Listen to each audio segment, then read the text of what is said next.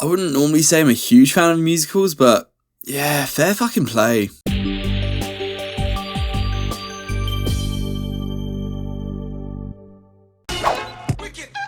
It's a wicked good time. Oh god, how many times has that been used, I wonder? Elphaba, a misunderstood young woman because of her green skin, and Glinda, a popular girl, become friends at Shiz University in the land of Oz. After an encounter with the wonderful Wizard of Oz, their friendship reaches a crossroad. Yeah, it's a Wizard of Oz prequel. I mean, I talk like it's a new thing. The Wicked musical has been around for, oh god, what feels like a couple of decades at least? I mean, I myself saw it in theatres, back 10 years ago now, probably? Although I can't actually remember all that much of the second half. Anyways, yeah, this is well-loved musical, and people have just been dying to have this turned into a film, I think. And with that long hype, the marketing's been everywhere, and I can honestly say I think the payoff was worth it. The foundation was already there, it's well loved with a great story and iconic songs that refuse to leave your head. Like, I've literally been singing Defying Gravity for the last 3 days now. But yeah, then director Jon M then wrapped up that greatness into a solid, well-crafted package filled with actors casted perfectly for their roles, and no effort held back on the set builds. It makes this really feel like a fleshed out world that the story takes place in. And speaking of story, I'll keep this relatively spoiler free, but I mean, if you've seen the musical, you should know going into this that this just depicts the events of the first act of the musical, and that it's 2.5 hours long. Thankfully it doesn't feel that long, maybe more like 2 hours, and there's honestly not really any moment in here that I felt dragged, or that you could make an easy decision to take out to slim down the runtime. And with it being said that it's a part one, the story itself still feels complete. You're not left hanging dry and finished in an epic climax that most other films would strive for. But yeah, it's fairly faithful to the events of the musical, from memory at least, but they've obviously used this opportunity to flesh out each part of the story to include more time to soak in the environments and give further pause for things like character movements and just extra details on them. Everything here feels purposeful, and that kind of links me into talking about the set design and builds. This film is a $150 million budget, and it looks 5 times better than Red One, which I saw like 2 weeks ago, which was on a budget of $250 million. And it's because of the detail and the scale that the production went into when designing the sets that each scene would take place in. Elaborate, colourful, and filled with quirky accessories which they'll interact with in songs and dialogue. I don't think this film would have worked as well without the designers building us this world which convinces us of this magic that's supposed to be going on in front of us. I mean, CG is still sometimes used, for example on the animals, and I'd also say that they look pretty good too. Nothing ever took me out of the film, and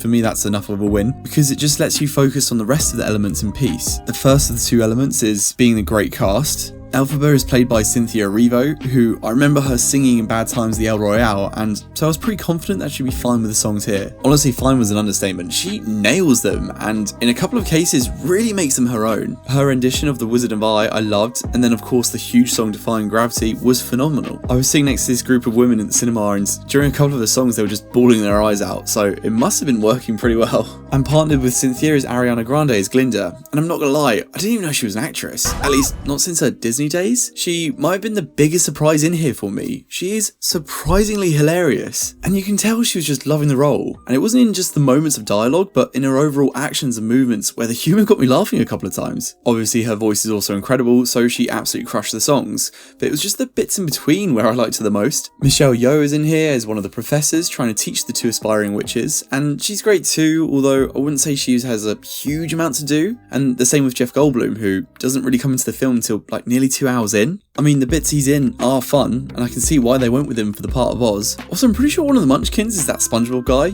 You know, the one that Ariana Grande had that scandal with? Yeah, I couldn't help but think about that when I was watching.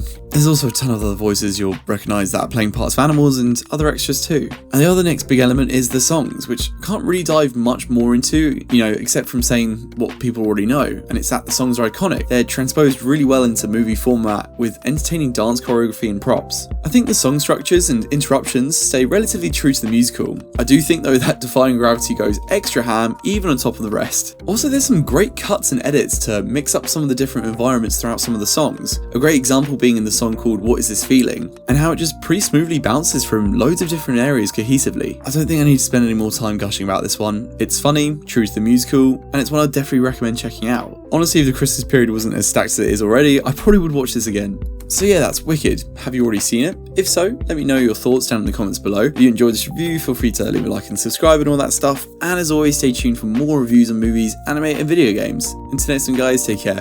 Bye bye.